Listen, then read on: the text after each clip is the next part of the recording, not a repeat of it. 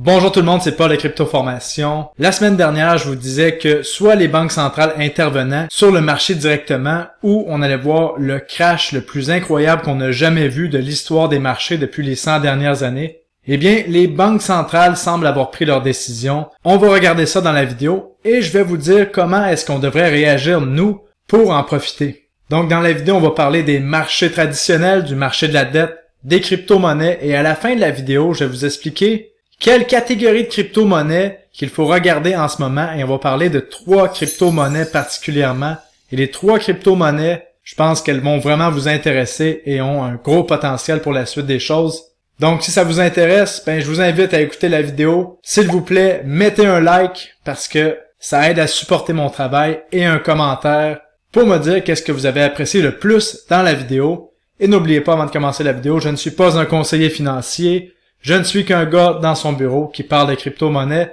Donc avant de prendre des décisions financières, faites vos propres recherches. Ceci étant dit, commençons la vidéo.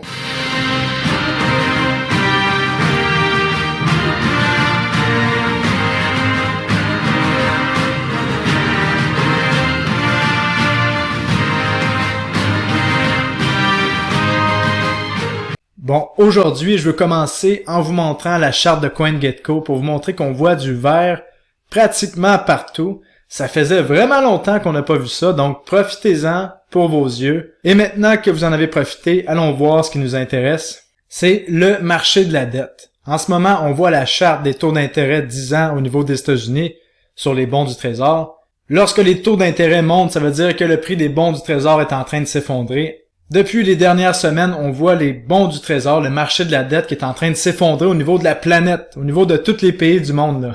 Et là, dans ma dernière vidéo, je vous ai expliqué que si on a un crash du marché de la dette, ça va être le plus grand crash qu'on a vu de l'histoire de l'humanité. Et je vous recommande d'aller voir ma dernière vidéo si vous comprenez pas qu'est-ce que ça veut dire le marché de la dette, parce que c'est le plus gros marché qui existe au niveau financier.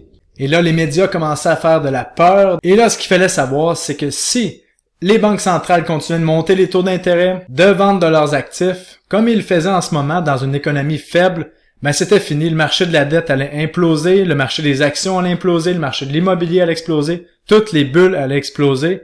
Et ça, c'est pas bon pour les crypto-monnaies non plus. Ou le deuxième choix, c'était que les banques centrales interviennent. Comment ils font pour intervenir? Il n'y a pas grandes options.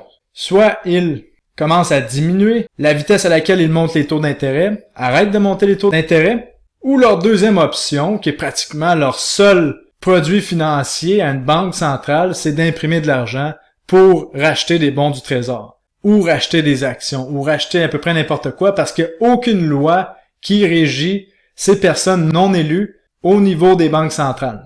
Et tant et aussi longtemps qu'on permet aux banquiers centraux de contrôler le monde comme en ce moment, il va arriver ce genre de choses-là. La population va continuer de s'appauvrir.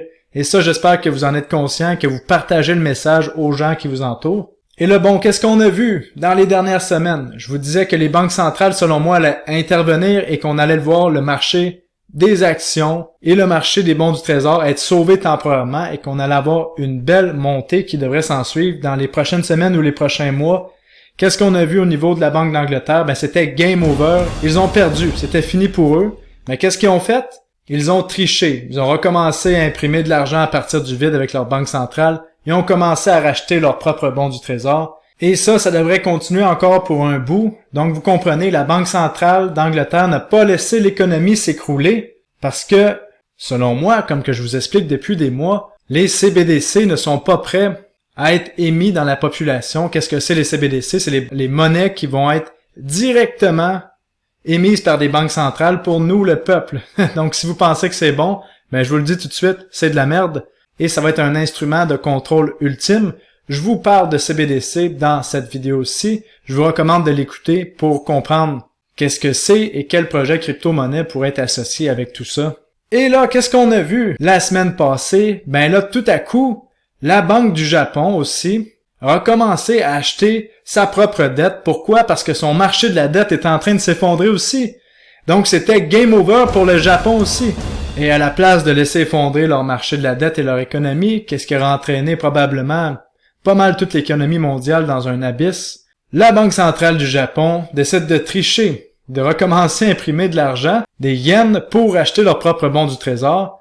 Puis en même temps, on peut voir leur devise ici qui s'écroule versus le dollar US, même si on avait vu déjà depuis septembre que la Banque du Japon intervenait dans le marché du Forex en vendant du dollar US pour acheter du yen. Ben là, on se rend compte que ça marche pas. Les manipulations, ça marche jamais finalement dans le marché. Ou ça peut marcher temporairement, comme qu'est-ce qu'on voit avec toutes les banques centrales, qu'est-ce qu'ils sont en train de faire en ce moment au niveau du marché de la dette. Parce qu'on se rappelle qu'en 2008, juste ici, on avait eu le méga crash du marché des actions et du marché de l'immobilier aux États-Unis, et que le marché du S&P 500 avait descendu en bas des 700 points, mais on n'a jamais vraiment trouvé le vrai bas. Savez-vous pourquoi? Ben c'est parce que les banques centrales ont commencé l'impression monétaire pour acheter des actions et des dettes toxiques. Donc on ne sait pas c'est quoi le vrai bas du marché. Donc si les banques centrales décident de ne pas intervenir dans le marché, de continuer de monter les taux d'intérêt dans une économie faible, on va voir le marché des actions aller encore plus bas que le bas de 2008. Parce qu'on ne sait pas vraiment c'est quoi le bas finalement. Parce que lors du bas de 2008, les banques centrales ont triché, ont pas laissé les bulles se dégonfler. On n'a pas pu avoir le vrai reset de l'économie qu'on aurait dû avoir. Et si on revient sur le marché des actions court terme, ben on a vu un président de la Banque centrale la semaine dernière qui nous a dit que la Fed allait commencer à diminuer son augmentation des taux d'intérêt à partir de décembre. Le marché a adoré ça et s'est mis à remonter. Comme on peut voir ici sur la charte journalière, là, depuis les commentaires de ce président de la Fed-là, le marché a pris 5% en 3 jours. Et tant et aussi longtemps que la Fed ne va pas demander à un autre président de la Fed de parler, parce qu'on sait qu'il y a plusieurs présidents, il y a plusieurs de ces entités-là non humaines qui existent. Et vous le savez, leur stratégie de manipulation mentale, c'est qu'une journée, ils vont vous sortir un président qui vous dit qu'on va monter les taux d'intérêt. Le lendemain, on vous sort un autre président de la Fed qui vous dit qu'on va descendre les taux d'intérêt. Et ça crée de la confusion mentale. Donc c'est vraiment un jeu complètement ridicule alors que les gens qui sont supposés décider de ce qui se passe au niveau de l'économie pour nous, le peuple, s'amusent à jouer à des jeux de conneries comme ça. Là. Vous comprenez que ces gens-là sont pas là pour nous aider, les banquiers centraux. Mais bon, qu'est-ce que ça veut dire? Ça veut dire qu'on pourrait voir la Fed, aussitôt que décembre, commencer à diminuer son augmentation de taux d'intérêt ou même arrêter son augmentation de taux d'intérêt. Et si la Fed diminue son augmentation de taux d'intérêt ou arrête de monter les taux d'intérêt, le marché va exploser à la hausse de façon temporaire. Et aussi le marché des crypto-monnaies. Donc c'est ça qu'il faut garder en tête. Et comme que je vous expliquais, la Fed et les politiciens, selon moi, c'est une seule et même entité, même que je pense que la Fed contrôle les gouvernements. Et ça, c'est mon opinion personnelle. Ben là, on a les élections midterm, donc de mi-mandat aux États-Unis qui vont être le 8 novembre. Et en même temps, le 2 novembre, on a la décision de la Fed d'augmenter les taux d'intérêt. Qu'est-ce qui est pricé en ce moment? C'est que la Fed augmenterait les taux d'intérêt de 0,75%. Mais soyons fous. Ce qui ne me surprendrait pas, c'est que la Fed augmente seulement les taux d'intérêt de 0,5% en novembre. Et là, ça ferait que le marché exploserait à la hausse. Et ça serait excellent pour les élections de mi-mandat de Joe Biden. Maintenant, allons voir qu'est-ce qui se passe au niveau des marchés. On va aller voir le marché des crypto-monnaies. Qu'est-ce qu'on vient de voir ici? C'est le Bitcoin qui semble vouloir sortir de son range de complètement ennuyeux. En fait, on est dans un range depuis le mois de juin, mais le prix du Bitcoin était complètement anémique depuis le mois de septembre. Et là, on vient d'avoir une belle chandelle haussière aujourd'hui qui nous donne plus de 4% de gain. Est-ce que ça va tenir? Ben, selon moi, tant et aussi longtemps qu'on voit pas un président de la Fed nous dire qu'ils vont resserrer et monter les taux d'intérêt encore plus, la montée qu'on est en train de voir au niveau des actions et au niveau des crypto-monnaies va tenir. Mais si on voit un président de la Fed qui nous dit qu'ils vont remonter les taux d'intérêt, ça se peut que tout ça soit annulé et qu'on aille plus bas. Et comme je vous dis déjà depuis un bout, j'accumule des crypto-monnaies là, depuis le mois de juin. Et si vous voulez voir quelle crypto-monnaie que j'accumule, ben je vous invite à vous inscrire à mon Patreon et à mon rapport mensuel. Les liens sont juste dans le bas de la vidéo ici. Et là, en ce moment, on voyait beaucoup de traders qui tradaient par ennui avec des gros leviers. La preuve, ben je vous la montre ici, c'est qu'on a eu des liquidations qu'on n'a pas vues depuis des mois. Regardez les shorts, on a eu plus de 700 millions de dollars de gens qui ont été liquidés, qui étaient en position short sur le marché. Donc encore une fois, le marché va toujours choisir le chemin qui cause le plus de douleur ou est-ce qu'il y a le plus de liquidité. Et sérieusement, je vous recommande de ne jamais trader par ennui pour éviter de faire partie des statistiques des gens qui sont liquidés comme ça. Et c'était la même chose qu'on voyait au niveau du marché des actions. La semaine dernière, le ratio de put-call était un ratio historique. Là, il y avait 3 puts pour 1 call qui était acheté. Ça, qu'est-ce que ça veut dire? Ça veut dire qu'il y avait 3 fois plus de retail traders. Là. Donc, généralement, c'est pas vraiment la smart money, c'est les gens qui se font toujours défoncer, qui étaient short sur le marché. Et là, tout d'un coup, on voit le marché monter. Bon, c'est pas surprenant. Et on se rappelle qu'on avait des nouvelles négatives dans les médias de masse partout, complètement partout, comme quoi c'était la fin du monde. Et moi, je vous expliquais de faire attention à ça. Quand on voit ça, ce genre de nouvelles dans le marché, généralement, il faut faire le contraire. Et là, je serais pas surpris qu'on voit le marché continuer de monter pour le mois de novembre et décembre. Mais ça, c'est tant et aussi longtemps que la Fed ne change pas de discours et ne dise pas qu'elle va continuer d'augmenter les taux d'intérêt. Donc ça va être à voir, mais sérieusement, avec le nombre de personnes qui étaient short, ce serait vraiment surprenant qu'on voit les petits traders qui aient raison. Comme regardez, la dernière fois qu'il y avait autant de put versus de call, c'était au bas du crash du COVID. On a ici en 2016, on a vu ça à la fin du crash de 2008. Donc vraiment, c'est très rare, même c'est jamais arrivé dans l'histoire que les petits investisseurs ont raison. Et encore une fois, ce serait pas surprenant de voir le marché continuer dans sa montée pour vraiment venir chercher la liquidité. Qu'est-ce que ça veut dire ça? Ben, ça veut dire de prendre à contre-pied tous les traders qui sont des petits investisseurs et qui ont suivi les médias de masse. Donc, parlons des crypto-monnaies qu'on doit regarder en ce moment dans le marché actuel. Donc, je pense vraiment que le marché des crypto-monnaies a évolué. Les traders sont de plus en plus sophistiqués, les investisseurs aussi. Ça fait en sorte que les investisseurs sont capables de regarder les tokenomics des tokens. Si vous comprenez pas c'est quoi un tokenomics, je vous invite à écouter ma vidéo juste ici. Et les gens vont regarder pour acheter des crypto-monnaies qui ont une réelle utilité, qui ont un réel modèle de revenus et qui sont vraiment utilisés. Parce qu'on le sait, dans le monde des crypto-monnaies, on voit des valuations vraiment ridicules par rapport aux revenus de l'entreprise. Par exemple, si on regarde au niveau du Web3 en ce moment, les revenus des entreprises versus leur valuation au niveau de leur market cap, on voit ici Filecoin, qui a un fully diluted market cap de 11,3 milliards de dollars, alors que ses revenus du troisième trimestre étaient de seulement 3,6 millions. Ça fait pas de sens. Donc, il y a beaucoup de spéculation encore dans le marché des crypto-monnaies et ça risque de continuer pour un bout. Mais les investisseurs deviennent de plus en plus sophistiqués et vous allez voir pourquoi quand je vais vous montrer mes prochaines crypto-monnaies dans les prochaines minutes. On voit ici Pocket Network, qui avait des revenus de 10 millions au deuxième trimestre 2022, 1,6 million au troisième trimestre 2022. La fully diluted valuation du projet est de 194 millions de dollars.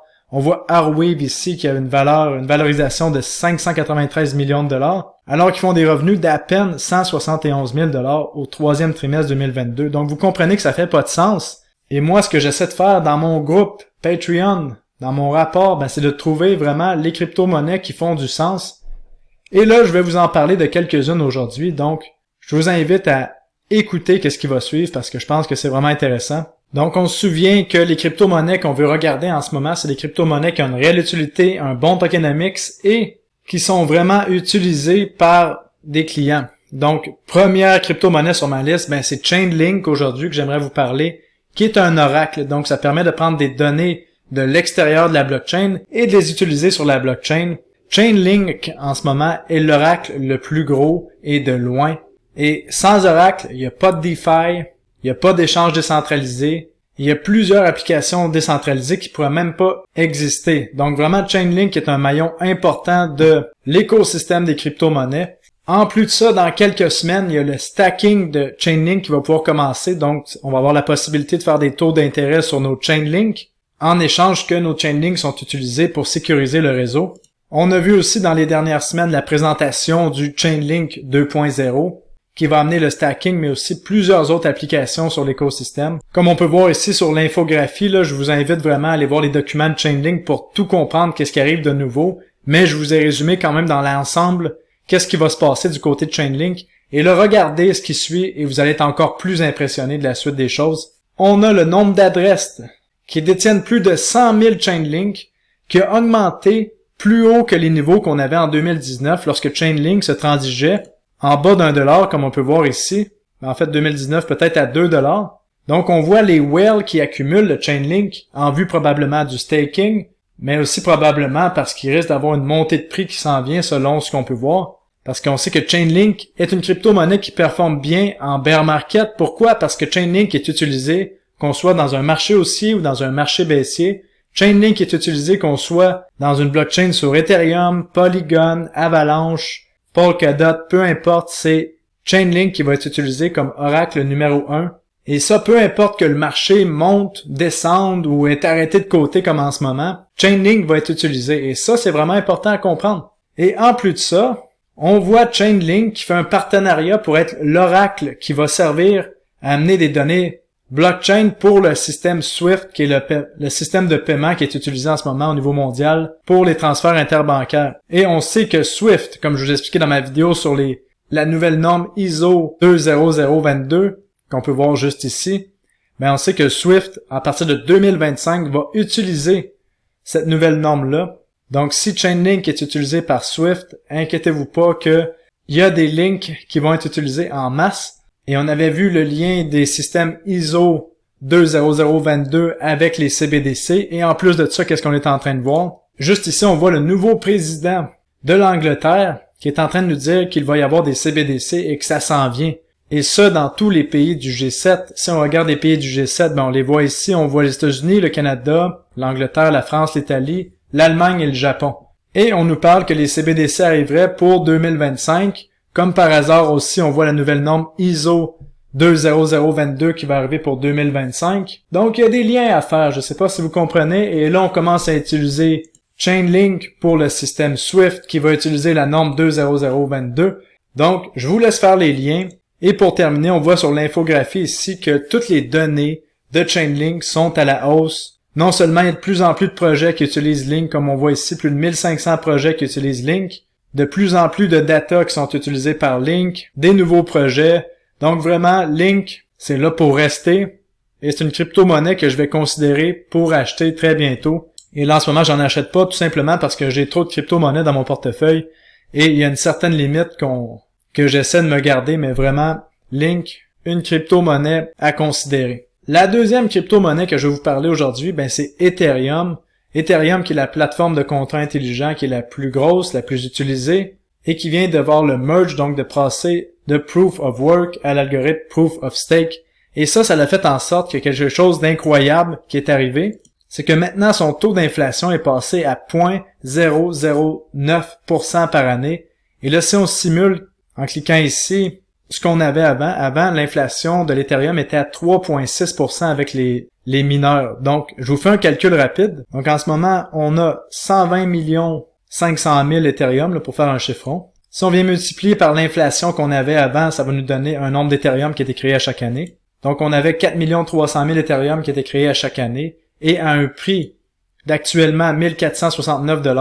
Et ça fait qu'on avait une pression vendeur sur Ethereum de plus de 6,3 milliards de dollars qui vient de disparaître juste comme ça. Je sais pas si vous vous rendez compte à quel point c'est énorme qu'est-ce qui se passe en ce moment avec le merge qui a diminué l'émission de nouveaux Ethereum. Mais ce que je peux vous dire, c'est que les whales s'en rendent compte et sont en train d'accumuler des Ethereum lorsqu'on regarde les charts. Et selon moi, Ethereum peut-être aura pas une explosion à la hausse aussi massive que les autres crypto-monnaies étant donné son gros market cap, mais Ethereum est vraiment là pour rester. Et maintenant, allons voir les autres crypto-monnaies que je vais vous parler aujourd'hui.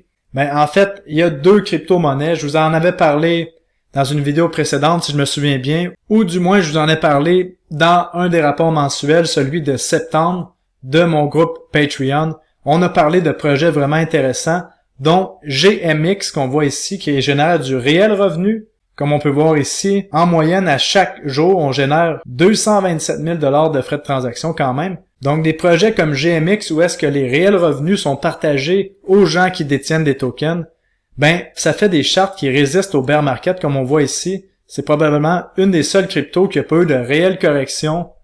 En fait, on a eu une correction au mois de juin, comme tout le marché des cryptos, parce qu'on a eu des ventes forcées, mais après ça, on a eu un excellent rebond. Une autre crypto-monnaie que j'avais parlé dans mon groupe privé dans la lettre de septembre, ben, c'était GNS, qui était aussi un échange décentralisé qui génère des réels revenus sur Polygon.